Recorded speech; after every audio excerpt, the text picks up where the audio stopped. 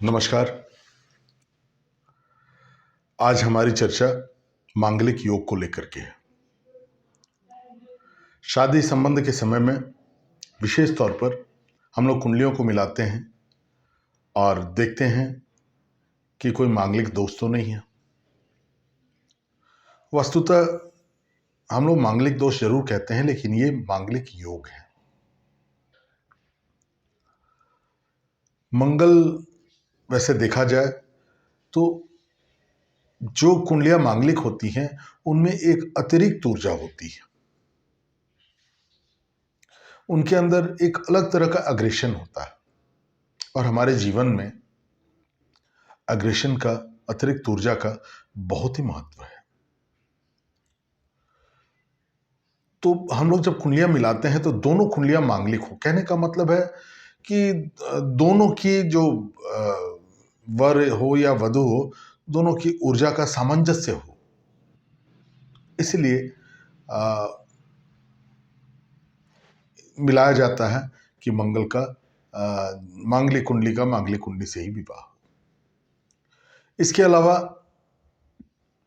कहा गया है कि लग्न में, चतुर्थ में, सप्तम में, अष्टम में और द्वादश में अगर मंगल बैठे हैं तो इसको मांगलिक योग बोलते हैं।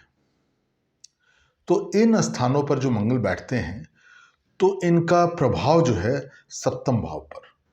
कहने का मतलब है कि कुंडली में अगर मान लीजिए पति की कुंडली है तो सप्तम भाव पत्नी का हो गया, पत्नी की कुंडली है तो सप्तम भाव पति का हो गया। मंगल एक क्रूर ग्रह है और इनकी दृष्टि जो है वो विच्छेदात्मक है।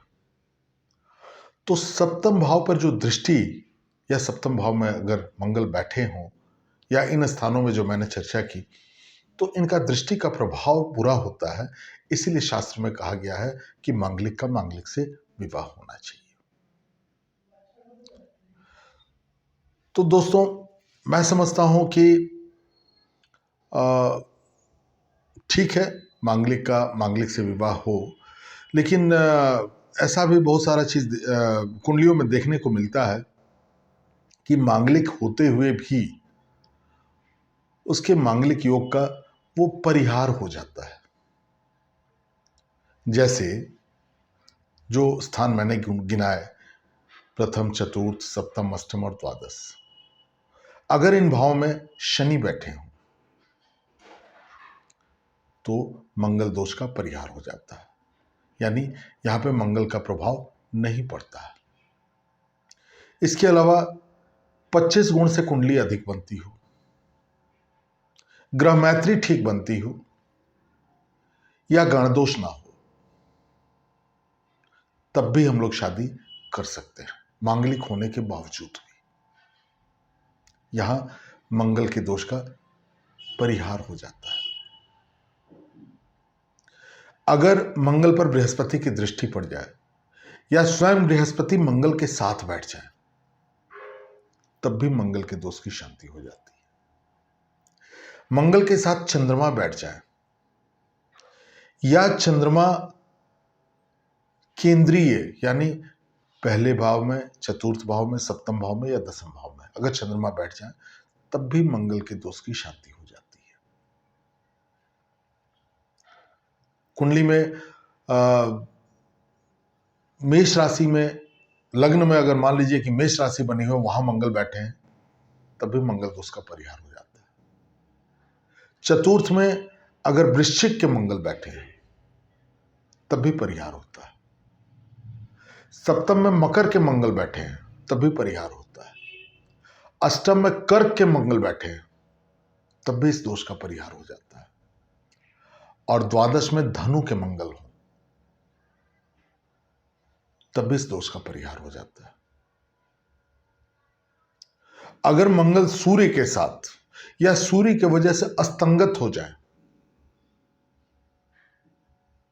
तब भी इसका परिहार होता है। तो मैं समझता हूं कि शादी संबंध के समय में हम लोग कुंडलियां मिलाते हैं, ये सारी चीजें देखते हैं, लेकिन इन बिंदुओं के ऊपर भी ध्यान दिया जाए। और समाज में जो भ्रांतियां हैं कि नहीं मंगल का मंगल से ही, तो मांगलिक होने के बावजूद भी अगर ऐसी स्थितियां हों तो जो मांगलिक नहीं है उनसे भी शादी हो सकती है। तो आज के लिए बस इतना ही। मैं यही समझाने के लिए आप सबके सामने उपस्थित हुआ था। फिर नए विषय को लेकर के मैं हाजिर होऊंगा। तब तक के लिए जय श्री राम, नमस्कार।